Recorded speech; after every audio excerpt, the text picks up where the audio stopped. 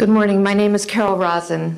In 1974, after being a sixth grade school teacher, I was introduced to the late Dr. Wernher von Braun, in the U.S., the father of rocketry.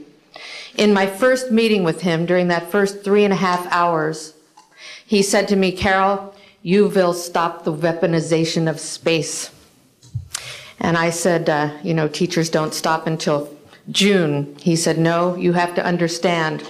This is February, and we have to prevent the weaponization of space because there is a lie being told to everyone that the weaponization of space is now first being based upon the evil empire, the Russians. There are many enemies," he said, "against whom we're going to build this space-based weapon system. The first of whom was the Russians, which was existing at that time. Then there would be terrorists. Then there would be third world countries. Now we call them rogue nations or nations of concern. Then there would be asteroids." And then he would repeat to me over and over, "And the last card, the last card, the last card would be the extraterrestrial threat." Well, at the time, I kind of laughed when he said asteroids, and when he said extraterrestrials, I knew I wasn't going to deal with that subject. And now we hear on the news just today, this week, that they've slid in another enemy. Only this time we're going to protect our satellites. In other words, we have to have some reason to spend these trillions, to waste these dollars on a space-based weapon system, and they're all lies.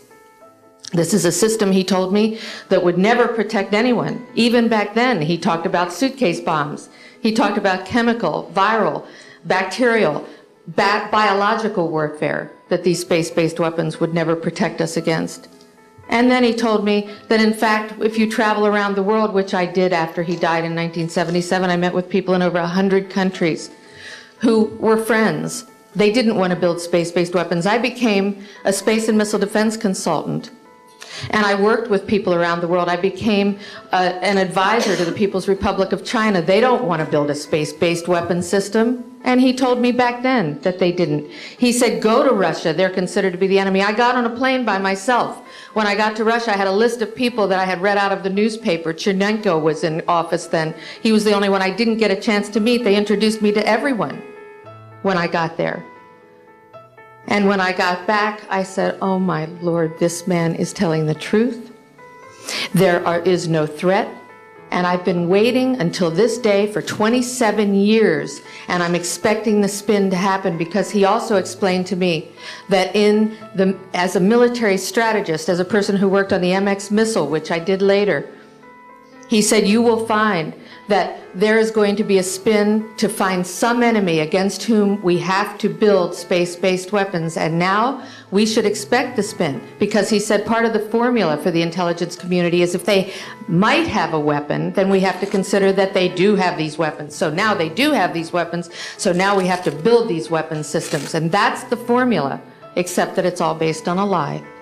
And we have witnesses here today that have shown you that these extraterrestrial beings, that these craft that have come here are now not UFOs, they're identified flying objects, and we know that they have beings in them.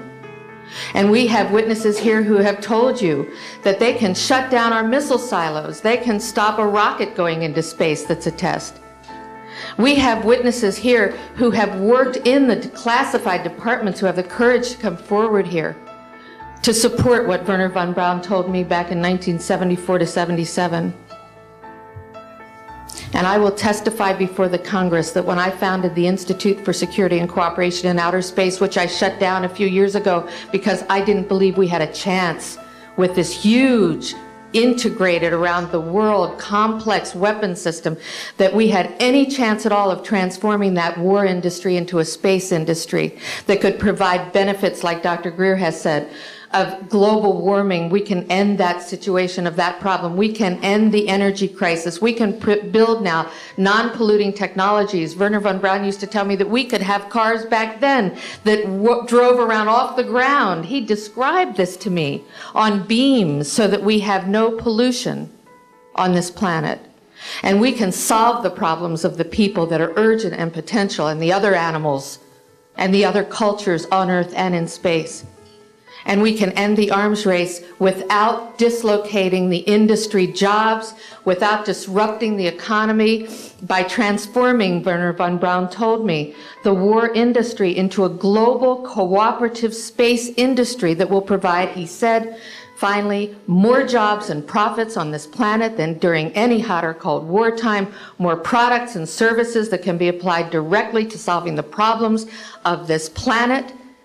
And we can have a whole planet now that lives in peace on Earth, with all the cultures on Earth, and with all the extraterrestrial cultures in space. And these are words that Wernher von Braun told me in 1974, and I will testify before the Congress under oath about everything I have said and more. Thank you.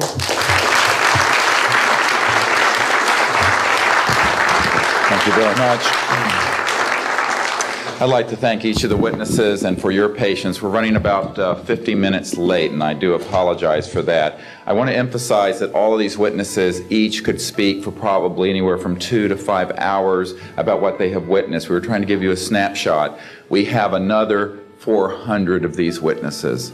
I have carried this burden for 8 years. I'm now giving it to you, the American people and the people of the world, to take it forward.